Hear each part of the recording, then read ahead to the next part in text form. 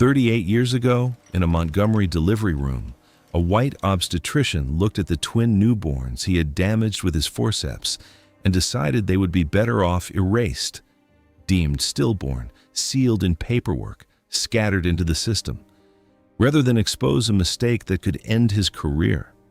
He never anticipated that the records he buried would surface in 2023, and that the black mother he had lied to would still be alive, still searching and ready to reclaim what was stolen from her. This is her story. The name on those falsified certificates was Gloria May Carter. The man who signed them, Dr. Harlan Whitfield, went on to build one of the most celebrated medical dynasties in the state of Alabama. He had a wife who chaired hospital fundraisers. He had a son who followed him into medicine. He had a wall of commendations, a country club membership, and a reputation so polished it practically glowed. But reputations are just stories people tell when no one is looking. And on the night of October 14th, 1985, no one was looking.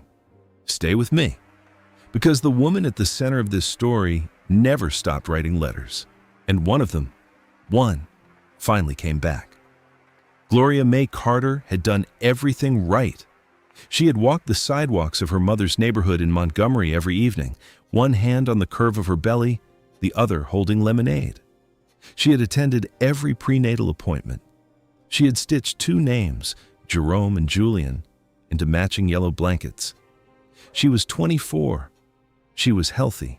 And on the morning of October 14th, 1985, when her labor started 3 weeks early, she drove herself to Montgomery County General alone. Her mother was at work. The neighbor who had promised to stay had gone to Birmingham.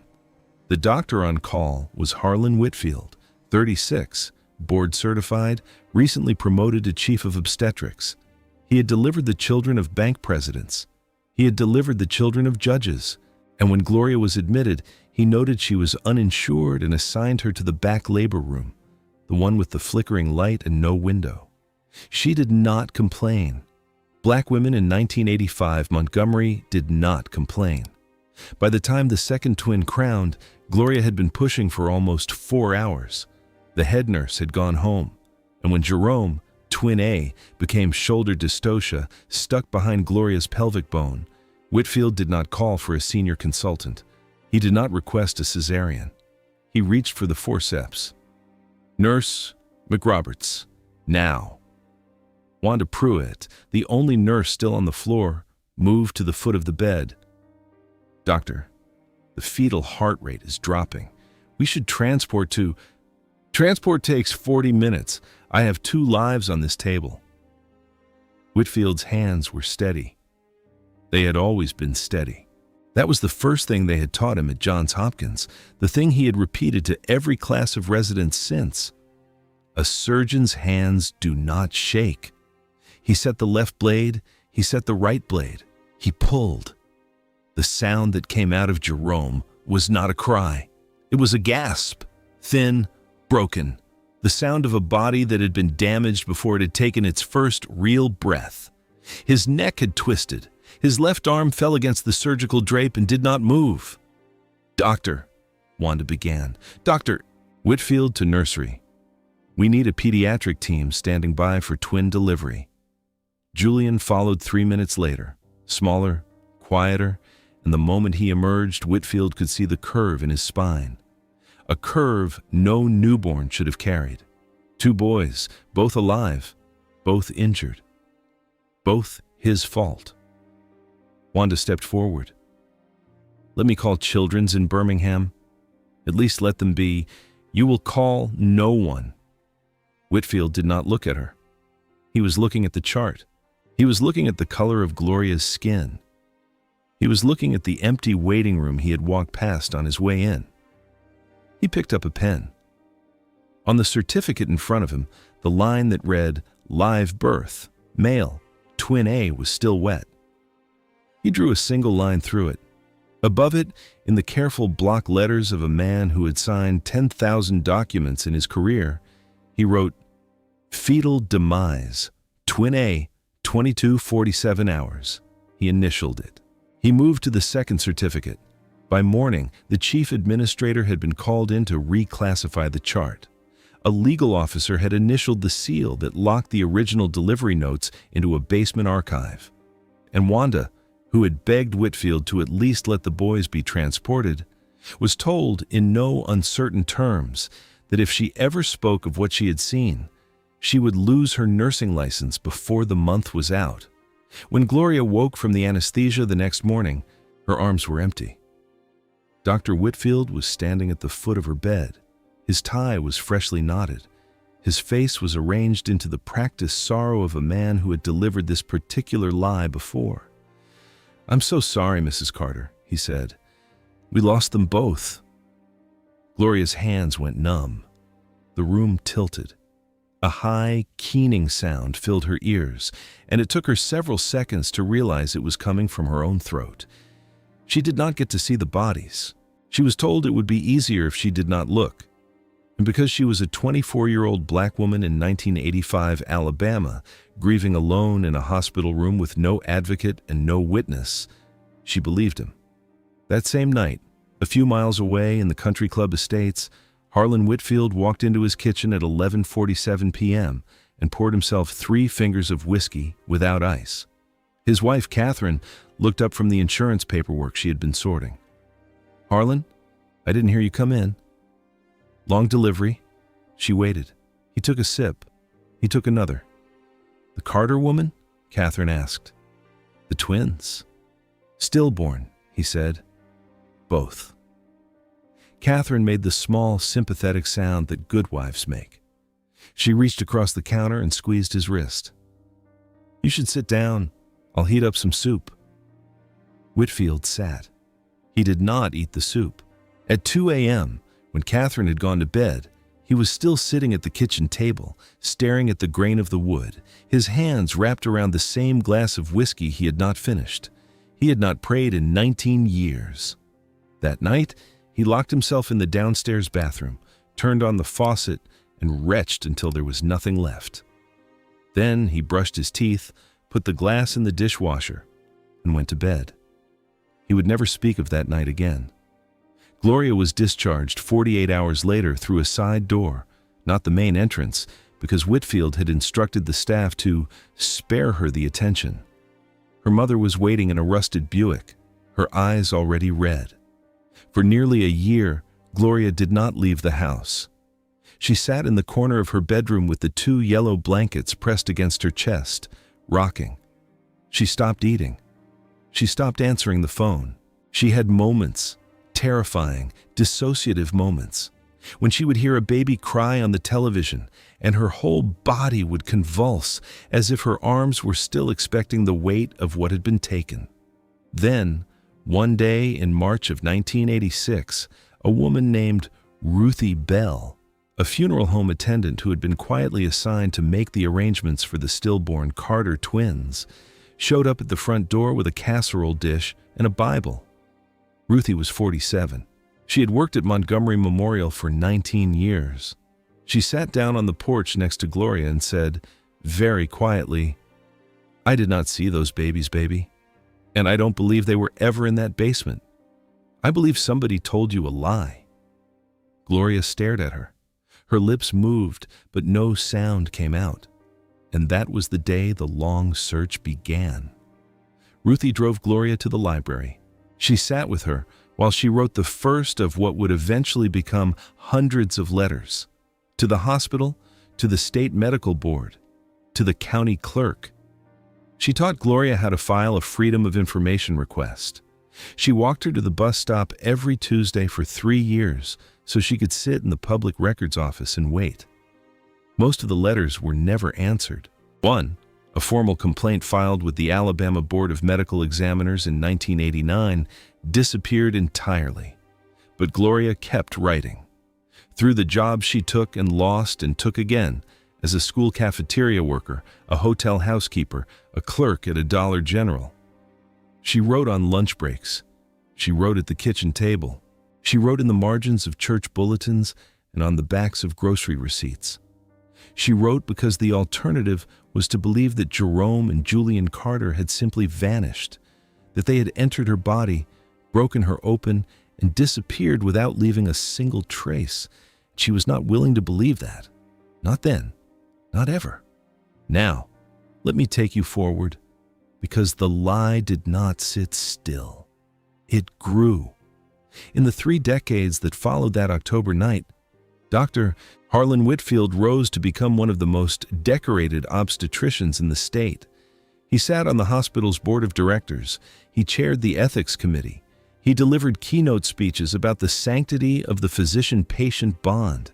His reputation was a cathedral, and like most cathedrals, it had been built on a foundation no one was allowed to inspect. His son, Thomas, grew up to become an emergency room physician at UAB, beloved by his patients, engaged to a pediatric nurse, and quietly aware that there were things his father refused to discuss. Meanwhile, and this is the part that most people would never believe if it were not true, the 2 boys Whitfield had tried to erase were both still alive. Jerome Carter had been transferred 3 days after his birth to a state-run institution in Tuscaloosa. No one called him Jerome. The intake form had been filled out with a new name, Subject 14B, and he spent the first 7 years of his life in a crib. His left arm was partially paralyzed from the forceps injury that had never been treated. But Jerome had something the doctors could not measure. He had rage, a clean, hot, survival-grade rage that burned through the fog of his disability and gave him words. By 12, he was reading. By 15, writing. By 19, he had enrolled in community college. By 26, he had founded a nonprofit called Open Doors, an organization dedicated to helping adults who had been institutionalized as children find their biological families. He ran it out of a converted barbershop in Birmingham, and every night before he went to sleep, he would pull out a single piece of paper, a photocopy of his intake record, and look at the line that read, "Admitted from Montgomery County General, October 17th, 1985, per authorization of H. Whitfield, M.D." He did not know who H. Whitfield was. He did not know he had a twin. He did not know his mother was alive, 50 miles down the interstate, still writing letters. And Julian, the smaller twin, the one with the curved spine, had been quietly placed at 6 weeks with a white couple from Wellesley, Massachusetts. He grew up in a house full of music. His adoptive mother, a former Boston Symphony cellist, bought him a violin at 4. By 20, he had a full scholarship to Juilliard. By 30, he was first-chair violinist with the Atlanta Symphony. Julian Carter Webb had a beautiful life. He had loving parents. He had a career. He had everything except the faint, unshakable sense that something about his own origin story was missing. One Tuesday evening in February 2023, Julian was alone in his apartment in Midtown Atlanta, running through a piece he had been asked to perform at a memorial concert the following week.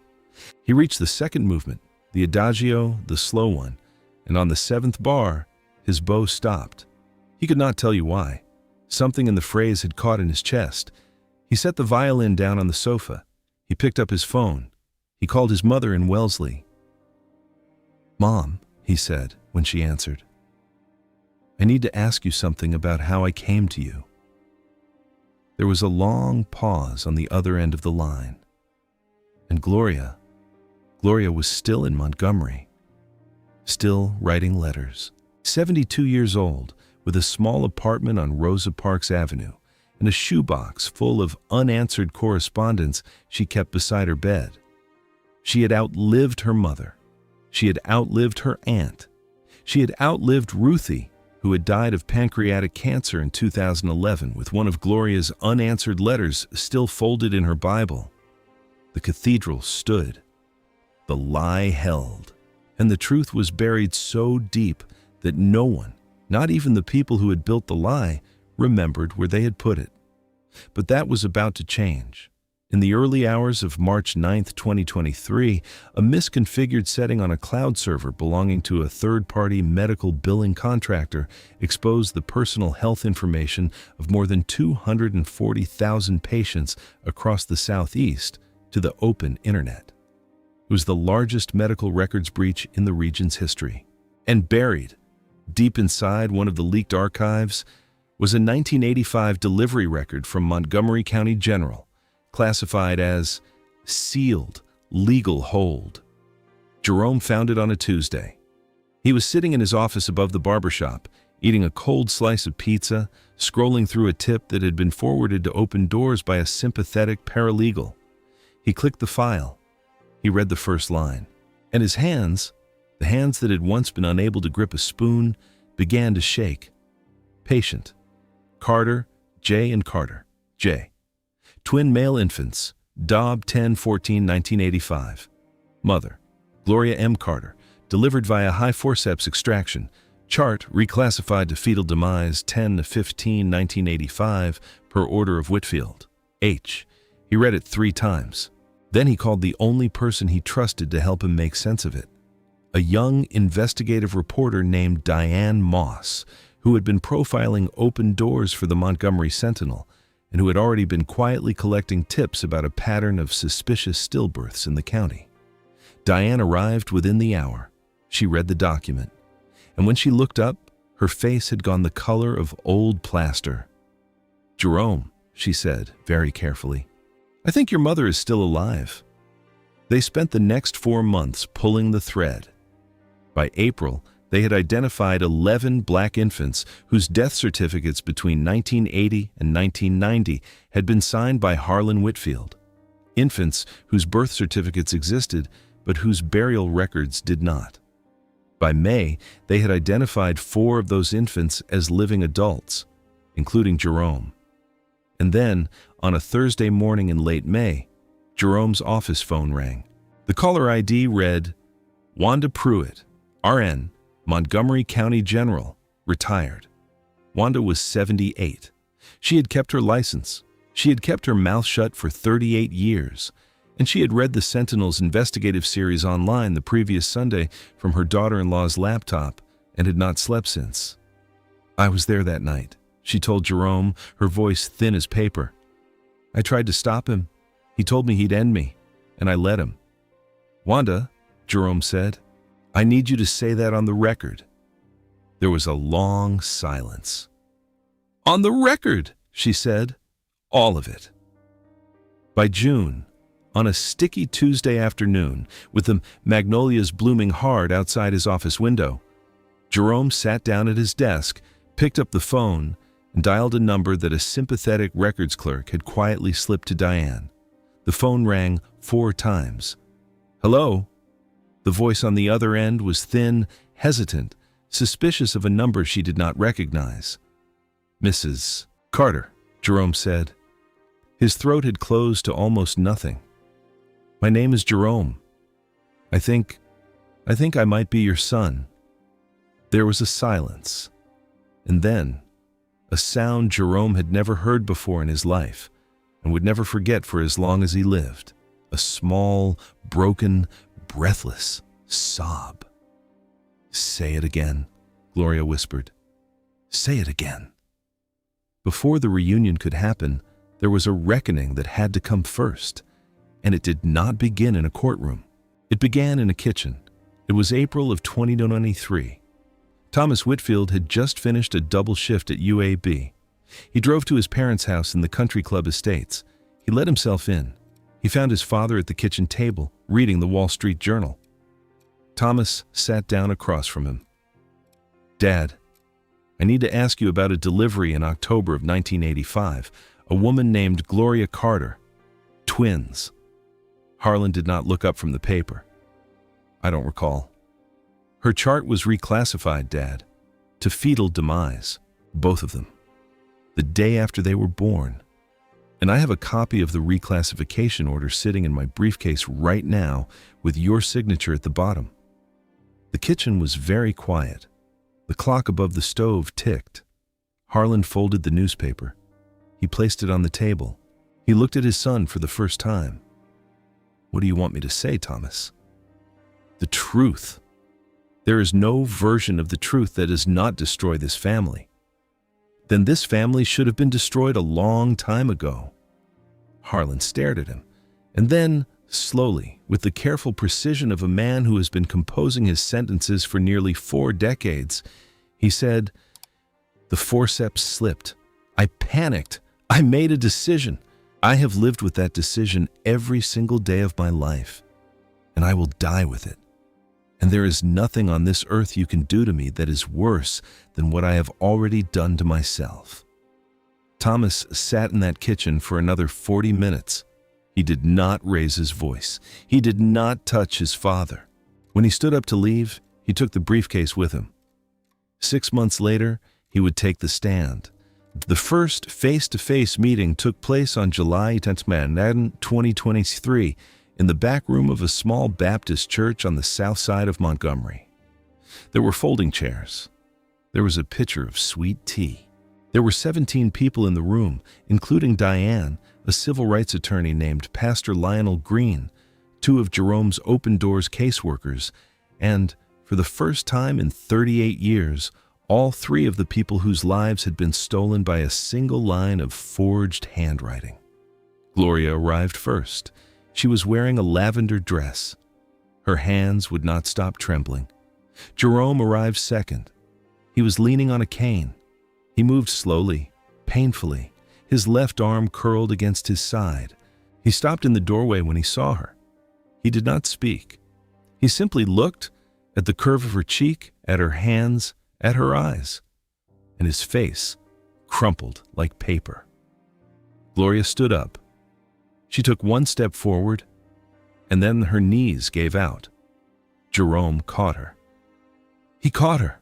The arm that had been damaged at birth, the arm the doctors in 1985 had decided was not worth saving, locked around her shoulders and held her upright as she sobbed against his chest. And then the door opened again, and Julian walked in. He stood in the doorway and stared at the woman he had never met. He had flown in from Atlanta that morning after a phone call from Diane that had lasted 4 hours and left him sitting on the floor of his apartment, his violin case open beside him, unable to move. Gloria pulled away from Jerome. Slowly, slowly, with the careful dignity of a woman who had rehearsed this moment in her mind for nearly 4 decades, she walked toward Julian. "My other boy," she said. Her voice was barely audible. "Oh, Lord, my other boy."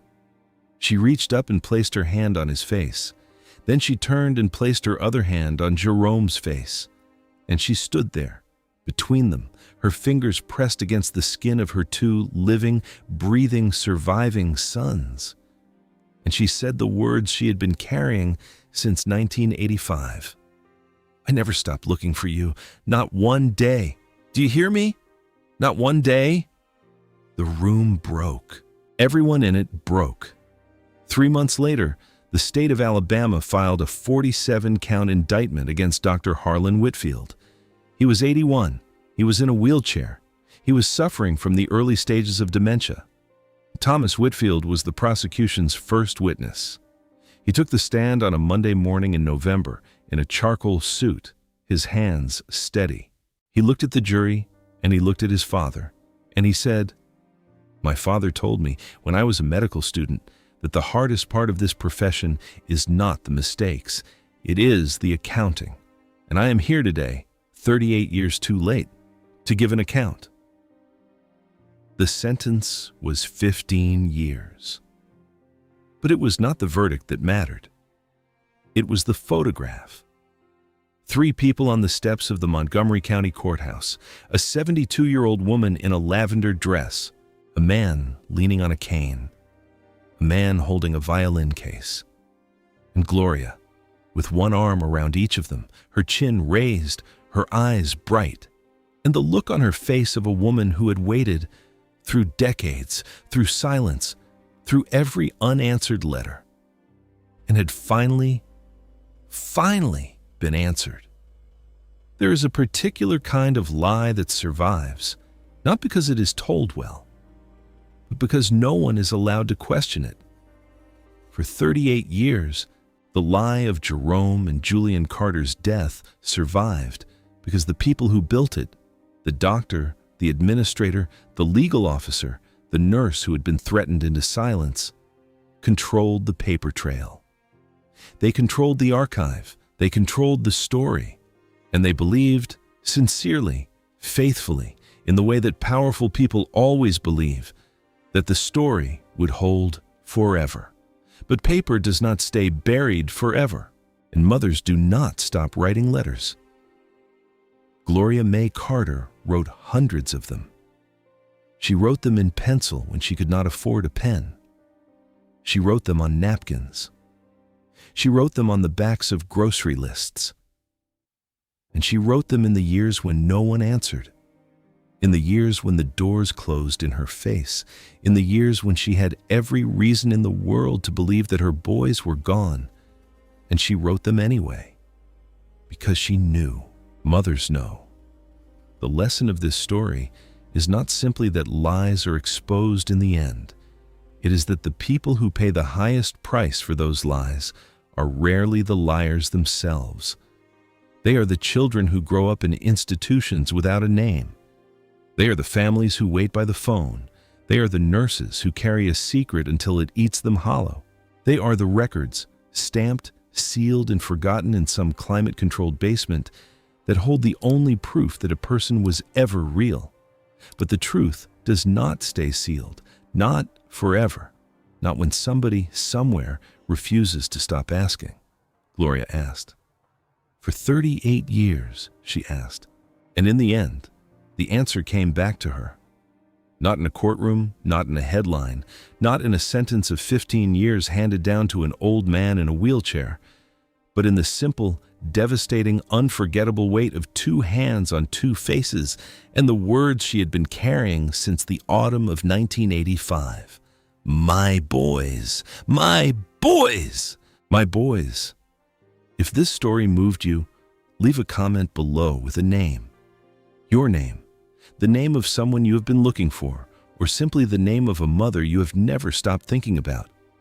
And if you know someone who has been separated from their family by adoption, by institutionalization, or by a record that should never have been sealed, share this with them today. Because the door Gloria walked through did not close behind her.